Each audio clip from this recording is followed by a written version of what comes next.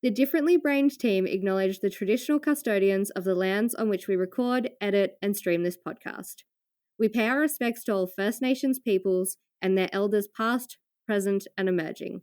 We extend that respect to all First Nations cultures and their ongoing connection to the lands, waterways, and communities. Let's get into it.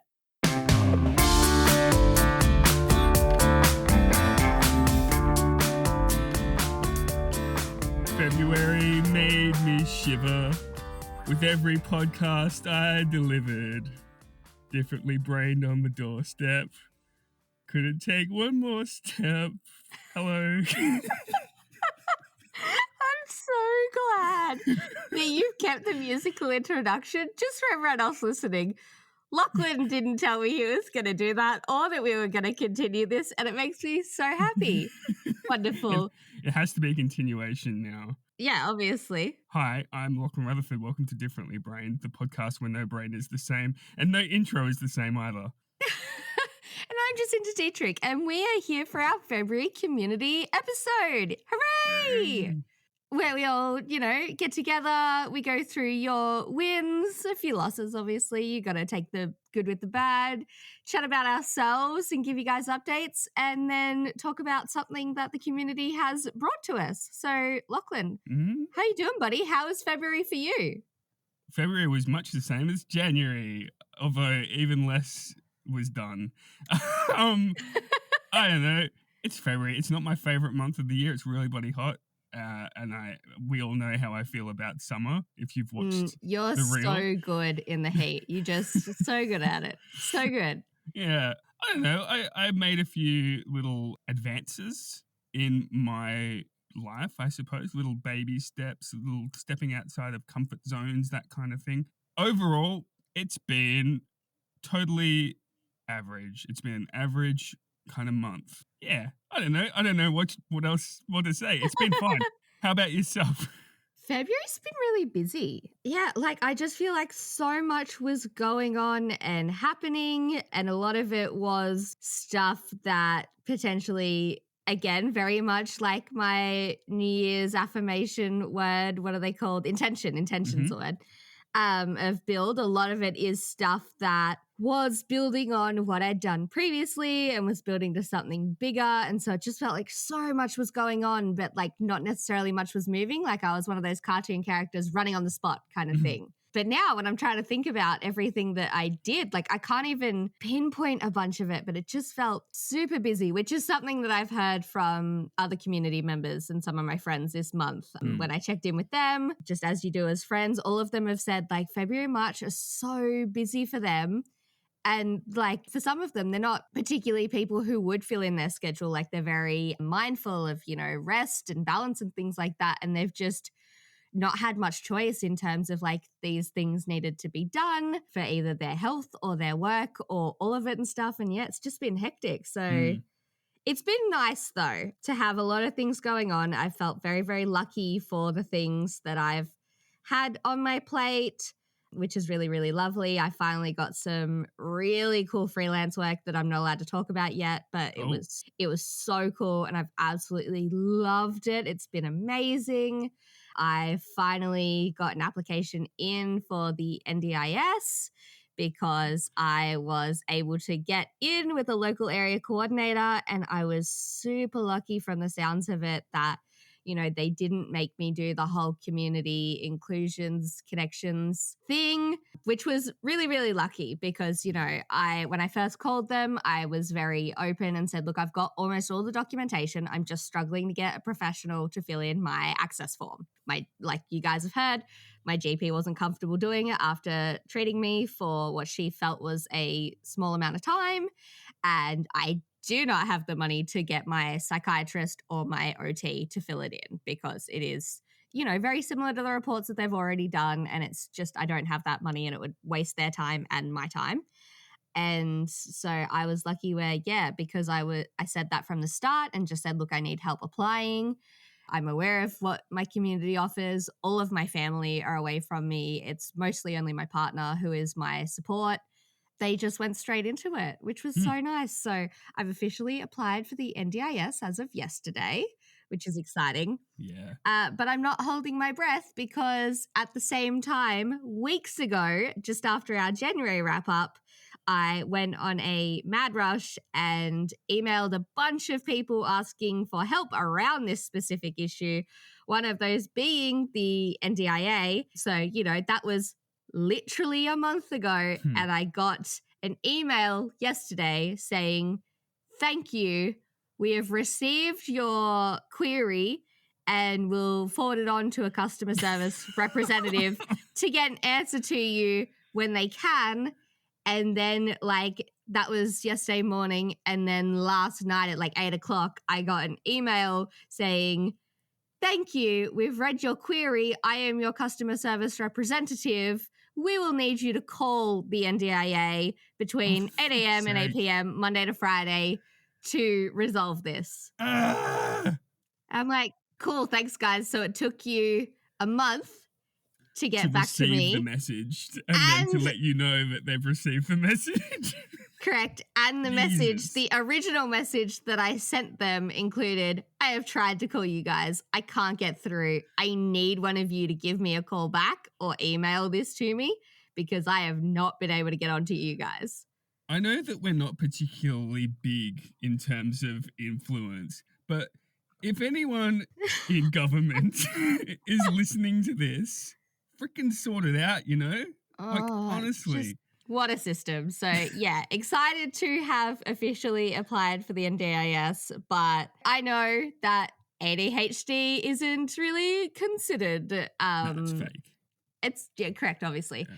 And I know that, a lot of my screening assessment is, I've said before and I'll say it again, my autism and my ADHD feel very overlapped for me. So I'm worried that they're going to be like, "Nah, that's ADHD," and cancel it all out. But the big wins of the month were, that I got some freelance work that I absolutely adore, that I wish I could just do forever, but I have no idea how to make it a permanent job. And that, I've officially sorted my NDIS barriers, mostly kind of almost, and at least have an application in. And we are less than 1 month from my sister's wedding. Hell yeah. So that's exciting. Yeah. That was my February. That you've said a lot more concrete examples of ways that your February's been a productive and good one. So good on you. Yeah, Thanks we say that, but also I spent a lot of it sleeping. The other side of that is I spent so much of this month sleeping. Especially on weekends or in the time that I would have hung out with Lucas because of the amount of other stuff I have going on. So there's obviously wins, but I obviously also want to share the realness of it of, I have been absolutely exhausted. Yeah. The reason that we haven't had fresh content for the podcast is exclusively that I could not record podcast episodes, and that's why you guys got things from the archives. So there is dips as well where I do feel bad for our beautiful community that, they didn't get fresh stuff from us because I was an exhausted, busy gal doing other things, but gotta pay the bills. I think that our community, of all communities, would understand though.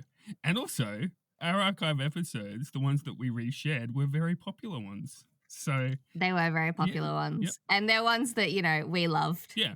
Which is why we reshared them. But we love all our episodes. Let's be honest. Yeah. We're a bit smug like that, where we just love our guests so bloody much.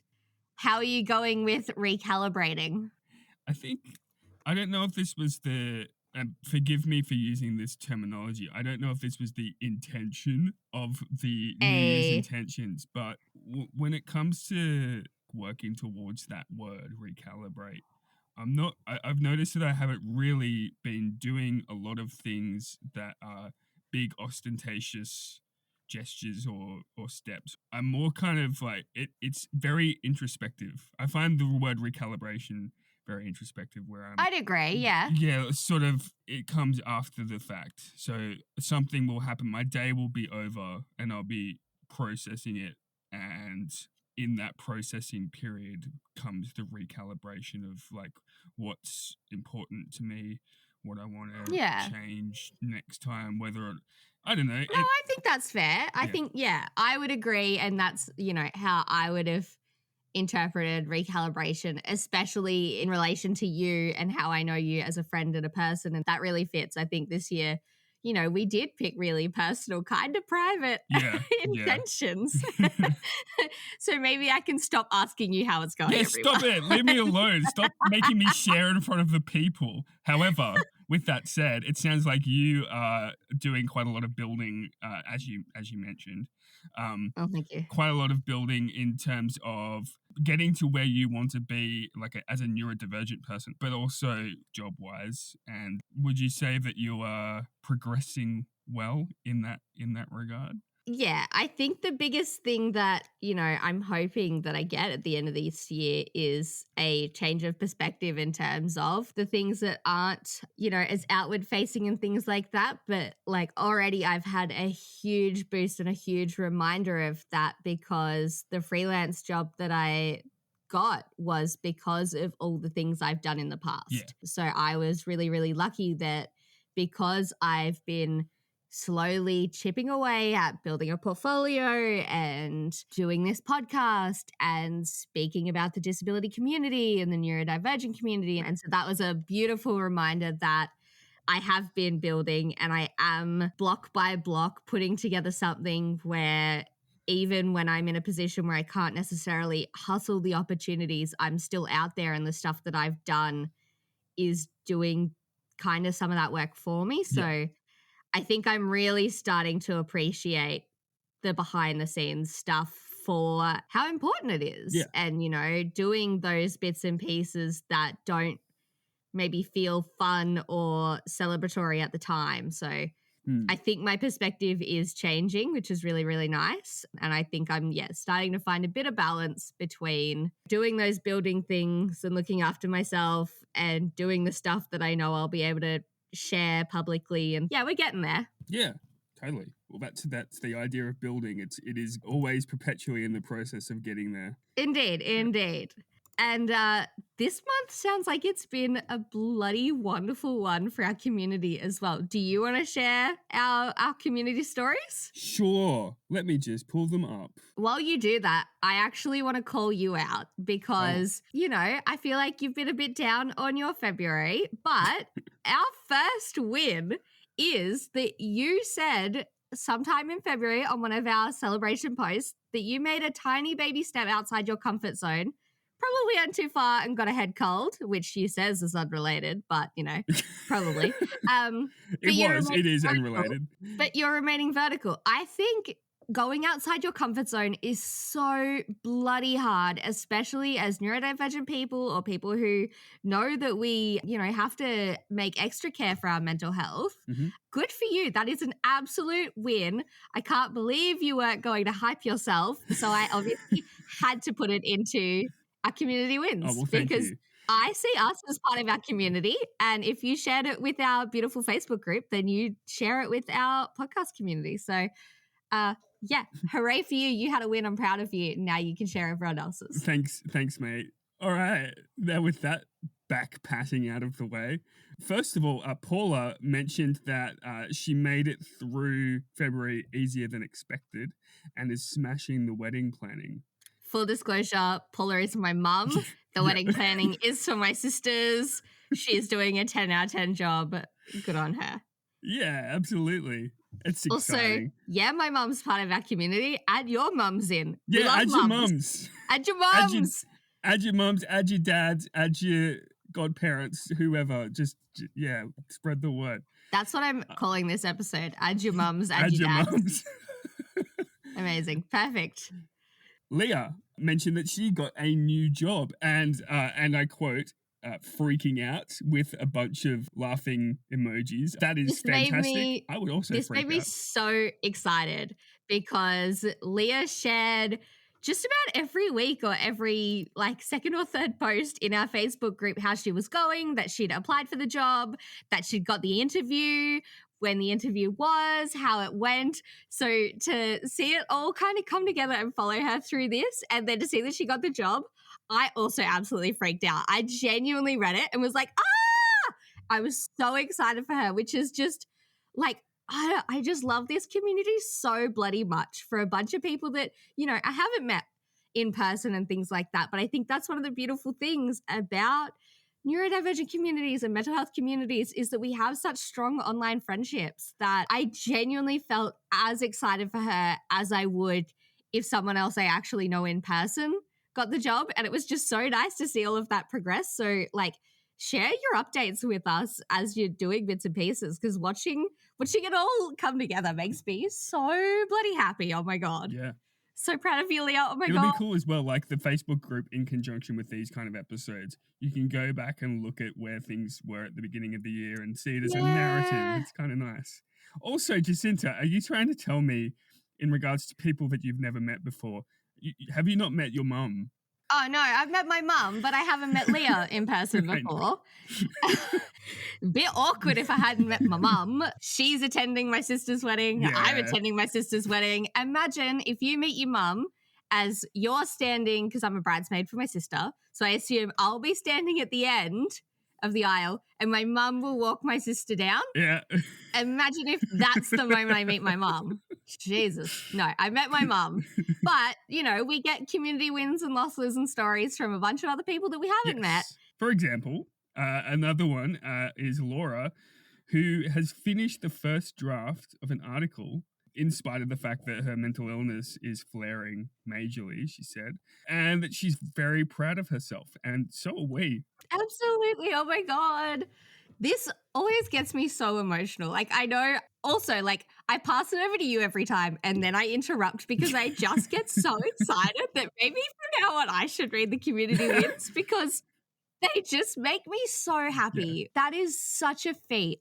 I'm so bad at writing short stories and articles generally. Like, I feel like they're so much harder than writing like a chapter kind of thing. And I don't know if it's because it's a shorter story and I feel like I have to have it all right the first time, you know, maybe because it's shorter, my perfectionism of having a done first draft is higher, but that is just, I'm in awe of anyone who can work through that. And I'm so proud of her because she's just so fantastic. And writing when your mental illness is flaring up is just so hard. Huge respect, because that's something. So when I was doing my honors degree, my mental illness was flaring up and I found it so bloody difficult to write anything. And that wasn't an article, that was a thesis, right? So I was doing long form, chipping away at it here and there every day. And there were days where I couldn't bear to open up a word processor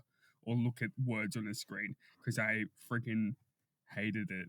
So from that perspective, from my own experience, absolute kudos to you, Laura, for getting through it and making a draft. Amazing. Absolutely. Please share the article in the group when you're finished it, if it's published or anything, or if you just want to share the finished thing when it's not published, if it's not going to be published. But if you're comfortable, share it with us because we would love to hype you. We would love to share it with others. And I would just love to read your writing, to be honest. Should we go to a quick break? Yeah, let's go to a quick break, shall we? We'll be right back after this to talk more about whatever the community wants us to talk about. See you in a minute. Have you ever tried a natural deodorant? I have. It's a game changer. And it's a game changer for many others as well. So let me tell you a bit more about how you can smell absolutely gorgeous while also not harming your body or the planet. Let me tell you about Wild.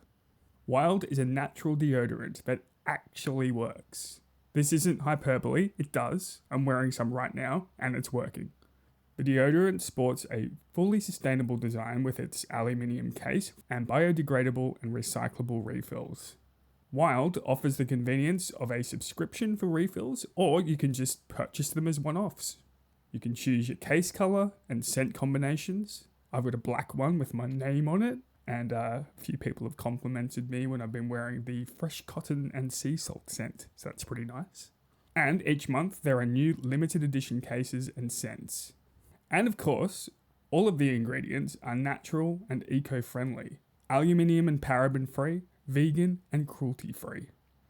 Go Wild today with a special discount of 25% off your first order when you use the code DB at checkout. go to wearewild.com and use code DB at checkout. Enjoy! And we're back. I hope you grabbed a quick tea, a coffee, a rest, just some reprieve from our beautiful voices. So, unlike last month where I was not organised, we actually have a topic from our community this month, which is really, really exciting. So we got a message from Kylie. I'll admit it was a little bit ago and I missed it, saying that there's trichotillomania representation in the film Alice Darling. She said she hadn't heard of this kind of thing and viewed it as more of a self-harm or coping tactic from Alice's emotional abuse from her partner and her anxiety, and that she'd love to hear our thoughts.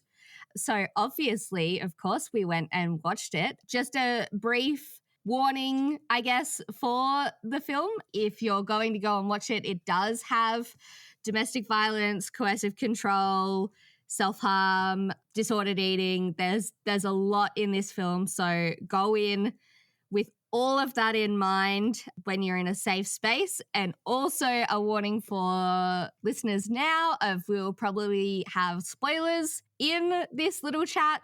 So if you plan on watching it and you don't want those spoilers, skip ahead a bit, probably, some minutes.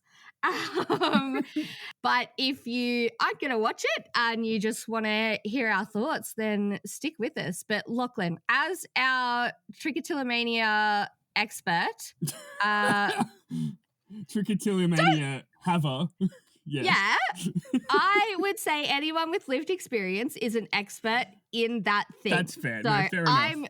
I'm going back to it. Lachlan, as our resident trichotillomania expert, what did you think? Actually, maybe what did you think of the whole film, and then we'll dig into the trichotillomania representation. Yeah, right.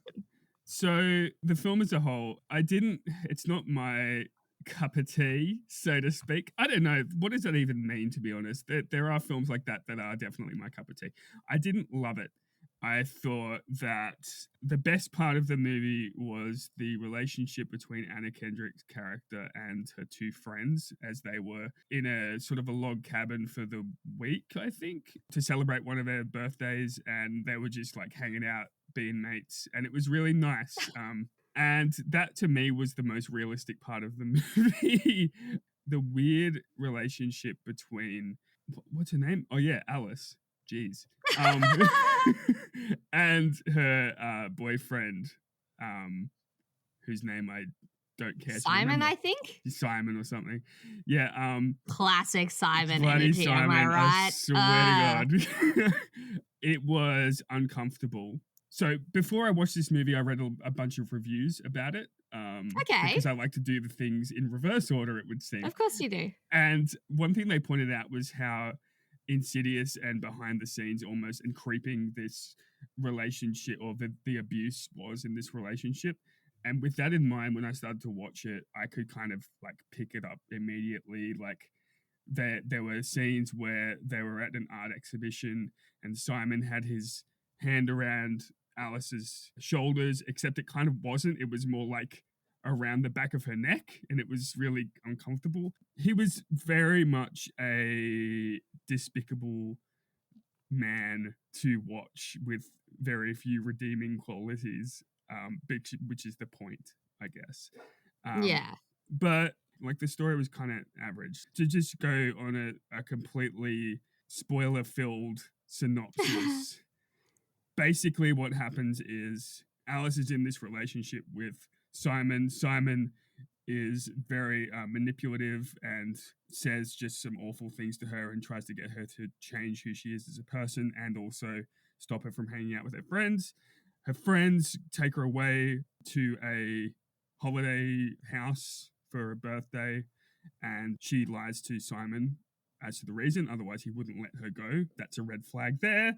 He keeps like calling her while she's in this holiday house, and he eventually shows up and tries to take her back, and then they drive away, and then one of the friends wrecks the back of Simon's car with a maul, not an axe, a maul. If you watch this movie, you'll understand.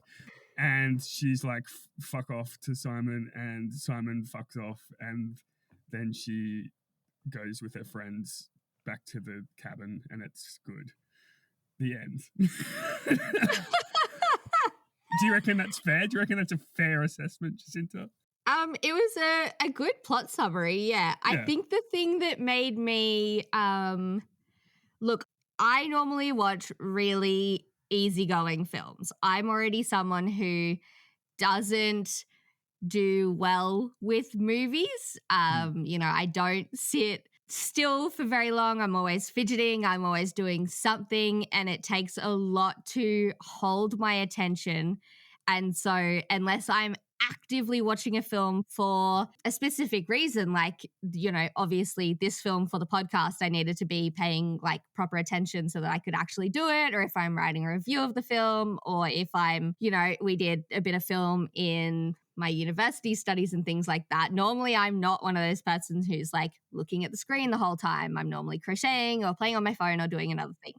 So it's actually a bit surprising for me that I think the main thing that I didn't like about this film was it felt too short. And I know that sounds so weird coming from specifically me, but it was only about 90 minutes. Like it was an hour and a half. I think for the topics and themes that it covered, it deserved more length and complexity because it jumps straight in. Like there's no development of how this relationship turned into what it is. It is just straight up from the very start. You can see that it is a domestic violence, coercive control relationship.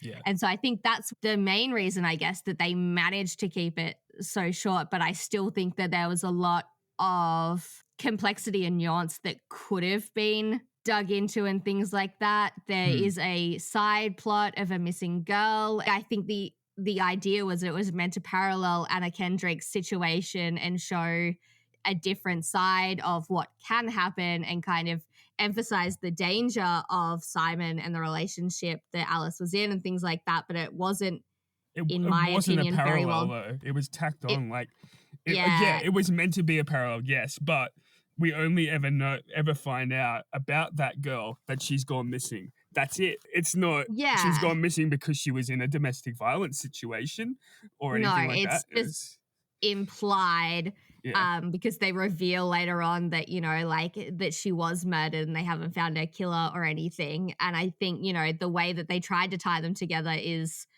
the assumption that Alice feels connected to her because she takes one of the days to go looking for the girl with one of the search parties. But I think, you know, it was not as well done as I would have liked. And I think it could have been stronger, not even having that. Yep. And actually just having more internal conflict that they had at the start. I felt like it started off relatively strong and we got a lot of her perspectives and her, you know, internal conflict and things like that between what Simon wants her to do and how she's been coercively controlled and that persona and the persona that she would have likely had before their relationship. Yeah, normally it's not one of the kind of movies that I would jump into. I generally am more of a comedy, rom-com, light, easygoing gal.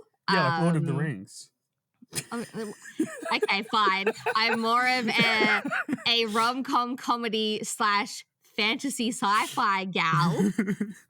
Whatever. They win in the end. It's fine. Yeah. There is clear closure in Lord of the Rings, okay? Not enough closure in Alice Darling.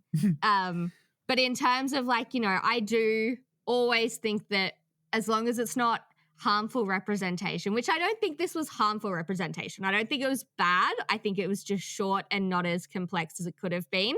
Yeah. But in terms of getting representation out there for mental illness, for coercive control, for, you know, controlled and disordered eating, because her disordered eating comes from the coercive control. I think, you know, it's always important to have more of these stories out there, even if they are not as in depth as maybe I would have expected, as long as they aren't harmful. And I wouldn't say in terms of purely anxiety, coercive control, and the binge eating, it didn't seem like a harmful representation to me.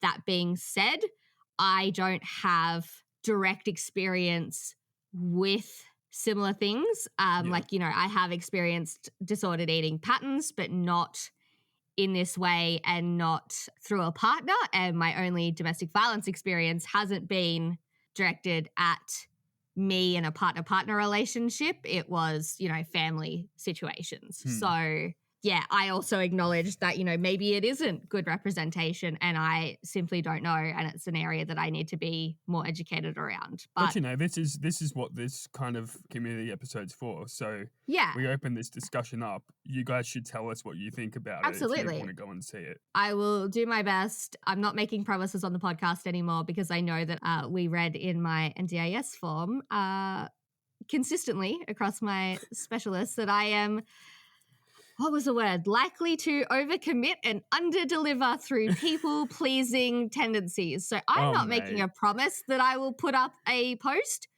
I'm just saying ideally I will remember and maybe there will be a post in the Facebook group for you guys to tell us about your thoughts of Alice Darling. If you watch it and this episode has come out and there is not a post, absolutely feel free to make your own. Yep. Absolutely. I will approve it. You will save me time. You'll remind me. I'll be like, oh, great. Oh, my God. I love this community. They look after me, blah, blah, blah. But yeah, we're always happy to hear what you guys think. And if you disagree, please tell us. We want to know. Get those conversations going. But in terms of trichotillomania representation, what did you think? It's obviously very difficult to find trichotillomania in media. It's not very common. As I mentioned in my episode about trichotillomania, there is the trope of people pulling their hair out when they're stressed, that kind of thing. But it's never really, it's either in a comical way or you never actually see what they do with the hair afterwards. In this movie, you actually see Alice, after she pulls the hair out, she will ball it up and throw it on the ground. That's essentially what I do, although the hair that she balls up is significantly larger than what I do, probably because she's got more hair than me. But look, as someone who has trichotillomania, it was perfectly benign. It was a benign representation. Okay.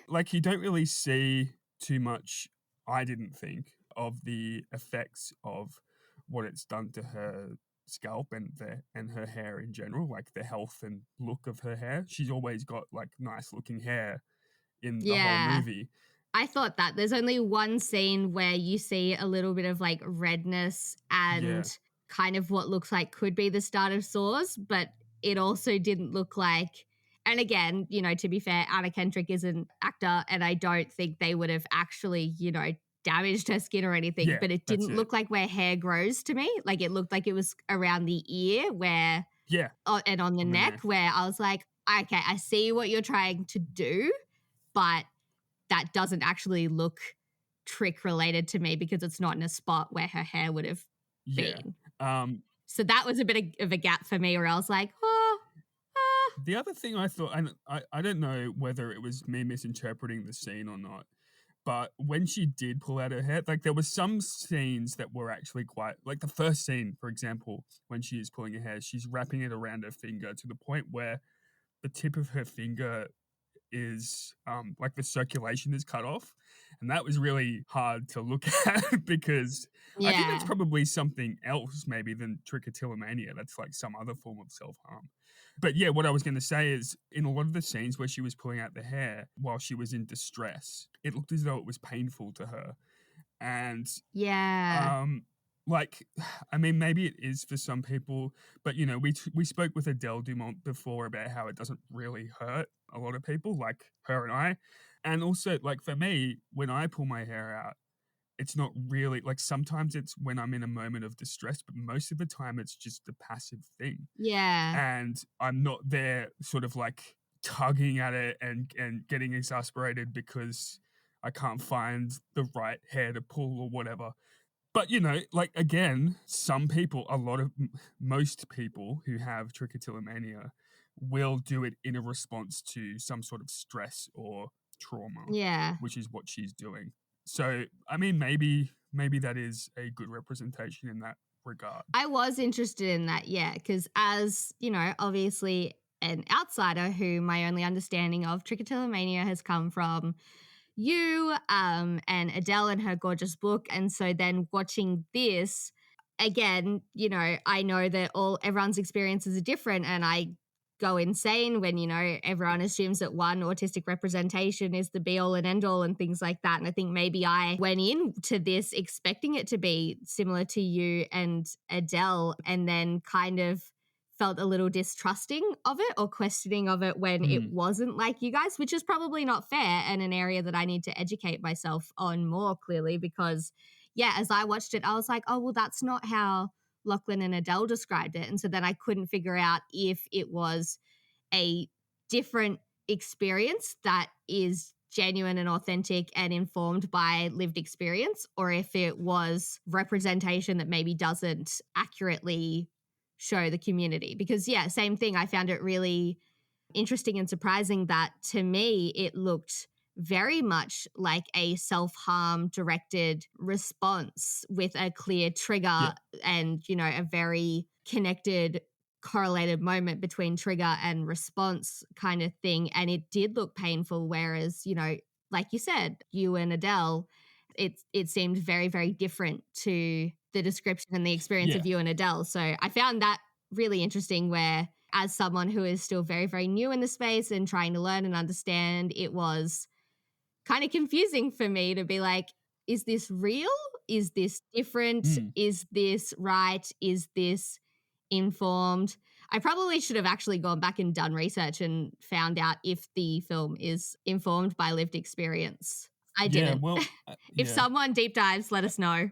I mean, at the end of the day, just as depression is a prolonged period of melancholia and lack of energy, that can manifest itself in a whole bunch of different ways for an individual, and it might be a temporary thing, it might not be. Yeah. In the case of trichotillomania, what that is concentrated hair pulling, like compulsive hair pulling.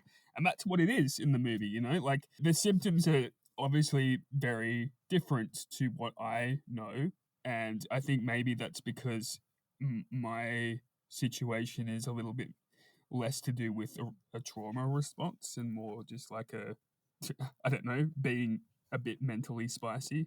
For all intents and purposes, it is a representation of trichotillomania. Yeah. And that's ultimately a good thing. Yeah, you're right. I think, you know, for something that isn't represented very often, it's very similar to what I said about the coercive control and anxiety and mental illness earlier, of as long as it's not actively harmful representation, any representation, as long as it's not bad representation, then the conversation starts and we can build on that, and there's community awareness and things hopefully follow, and we end up with the Lachlan and Adele feature film into trichotillomania. But also, like, it's, I guess it's like gateway representation, because, you know, as people then learn about it, then we do end up with, you know, amazing books like Adele's and stuff like that. Amazing podcasts like ours, you know. Hey. Love it. Okay, good. You didn't say it, but I want you to. What was your rating for this film? So everyone, Jacinta and I had a conversation about this on Facebook already, and I gave her my honest rating. I gave it 2 out of 10 malls, because there are 2 scenes where the mall comes into play. The mall's a block splitter, and it's never used to kill Simon, so that's a shame. 2 out of 10. And for context, what is the rating of Star Wars Episode 1? 1 out of 1 mall, because he's in it and he does everything. He kills so many people. He uses his ability as a Maul, Darth Maul, to kill Liam Neeson. And yeah, it's the best Star as Maul ratings go. It's the best one out there. If you ask my mum, and you know, she's going to be so mad that I'm going to out this, but she should be used to it by now, because I share so much publicly about my poor mum. She's so good. But in terms of any ratings, my mum thinks that Episode 1 is the best because she likes Little Annie. And she prefers the prequels generally. So I have easily seen the prequels like so many more times than the originals. You've just doxed your mum, essentially, by revealing this information.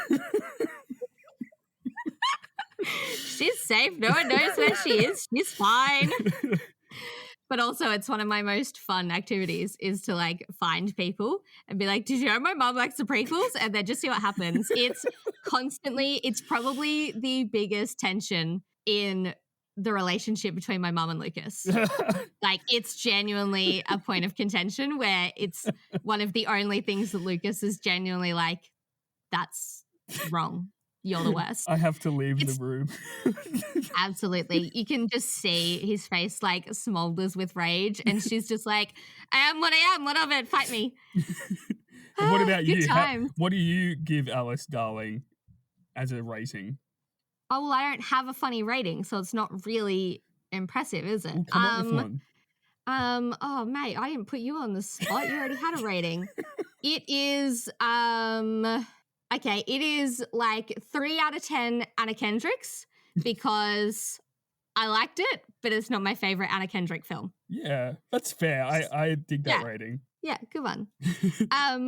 Amazing. This has been delightful. I bloody love talking about things that the community brings us because I feel like it's so much more fun than just us being like, well, we know what we think on this topic and then coming in. So if you guys want to share topics for us to talk about, if you have questions like I put out to you guys with the NDIS access form, if you have dilemmas, if you have thoughts, if you have conversation starters, literally anything, please DM us or email us or put it in the group or just contact us in just about any way. Probably don't Facebook DM us because I am not checking that page often enough. Poor Kylie.